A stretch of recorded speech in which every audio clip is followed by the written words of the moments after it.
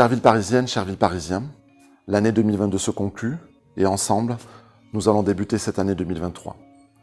Un bref retour sur l'année 2022, rappeler bien sûr les conséquences désastreuses de ce conflit à l'est de l'Europe et l'impact humain pour chacun d'entre nous.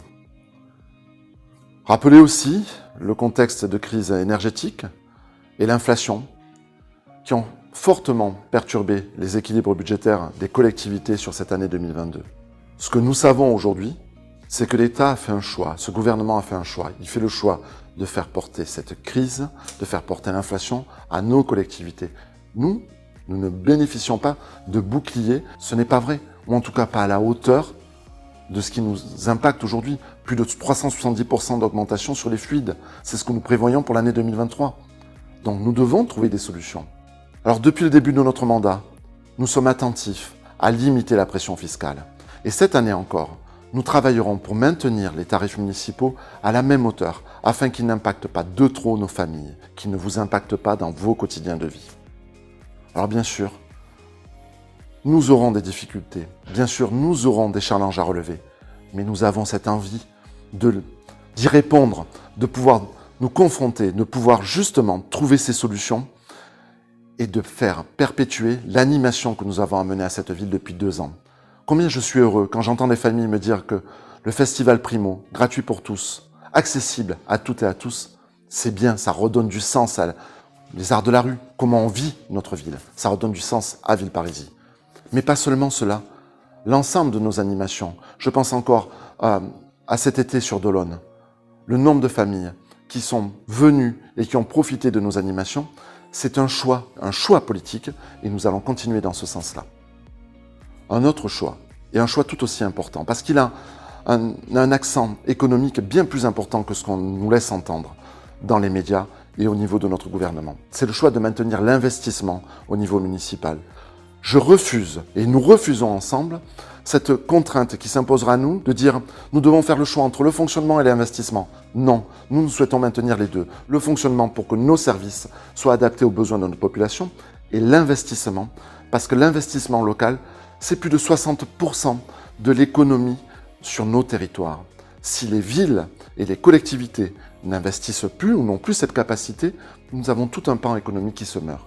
Et nous choisissons justement de conforter, de renforcer cet investissement. Mais pas pour rien, pour faire des projets qui sont des projets attendus, que vous attendez, que vous souhaitez, et sur lesquels nous étions engagés. Plus de 16 millions d'euros ont été engagés pour des travaux majeurs sur notre ville, que ce soit sur nos équipements publics, que ce soit sur nos bâtiments, que ce soit sur nos voiries. C'est le sens de notre engagement depuis le début de notre mandat et nous continuerons. Nous sommes ici aujourd'hui dans la galerie rénovée du centre culturel. Cela a du sens, nous voulons nous redonner du sens à toutes nos actions. Alors l'année prochaine, ensemble, nous inaugurerons le nouveau marché. Plus d'1 an de travaux, des travaux longs, mais qui se justifient parce que nous avons souhaité maintenir nos commerçants pendant toute la durée des travaux sur le marché couvert. Ensemble, nous poserons la première pierre de ce gymnase tant entendu pour la gymnastique, avec des agrès fixes. C'était un de nos engagements, nous allons enfin pouvoir le concrétiser. Au-delà de ça, vous découvrirez l'image du nouveau conservatoire. Ce conservatoire qui sera situé aux abords immédiats du centre culturel. Ce conservatoire qui viendra aussi donner du sens à l'action culturelle. Je pense notamment à cet ensemble médiathèque, centre culturel, conservatoire, où nous pourrons justement développer des projets communs. C'est justement cela, construire une ville. Identifier des besoins, valoriser des axes forts. Fin d'année 2022, nous avons développé l'éducation sportive à l'école, en partenariat avec l'éducation nationale. Mais c'est une chance pour nos enfants, c'est une chance de pouvoir découvrir de nouveaux sports, les sports émergents, bien entendu. Les sports les plus traditionnels seront toujours au programme, mais comment on peut aussi élargir l'horizon, justement sportif, de nos plus jeunes. Et nous l'avons fait avec la mise en œuvre des jeux sportifs en famille.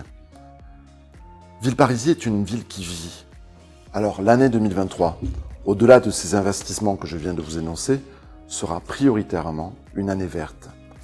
Et à ce titre, nous allons, dès cette année, concrétiser l'engagement, un logement créé, un arbre planté. Et certainement, nous dépasserons le nombre attendu. C'est aussi cette envie de retrouver des îlots de fraîcheur à Villeparisis l'été dernier et les étés précédents nous ont bien démontré combien il était urgent de répondre à la crise, à l'enjeu climatique, nous prendrons notre part à tous les niveaux, que ce soit pour la réhabilitation de nos équipements publics afin qu'ils aient un meilleur comportement thermique, mais aussi pour ce qui se passe sur l'espace public. Cet espace public doit être déminéralisé, il doit être végétalisé. Nous devons retrouver des arbres dans notre ville. L'année 2023 sera une année consacrée à ces nouvelles plantations et vous pouvez le voir aux abords de la gare routière que nous avons réalisée en 2021, gare routière que nous végétalisons là, sur cet hiver, afin que tous ces arbustes, ces arbres plantés prennent toute leur dimension au printemps prochain. Bien évidemment, la défense de notre environnement commence dès le plus jeune âge. Et nous prenons notre part, nous intervenons avec par exemple notre jardinier animateur, nous intervenons dans les potagers, dans les groupes scolaires, nous intervenons auprès des enfants qui sont présents dans les centres de loisirs. Mais cela ne peut pas s'arrêter là. Défendre notre environnement, c'est l'affaire de tous, c'est l'affaire de chacun. Et nous mettons en place les événements, je pense par exemple au mois de l'environnement, pour que chacun puisse être sensibilisé. Pour conclure, je vous souhaite une très bonne année 2023, entouré de vos proches, de vos amis, de celles et ceux qui sont chers à vos cœurs. Bonne année 2023.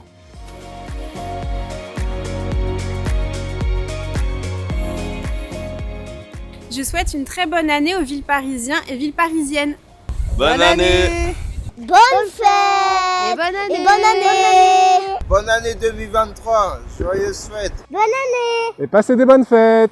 Bonne année à tout le monde. Nous vous souhaitons une bonne année 2023.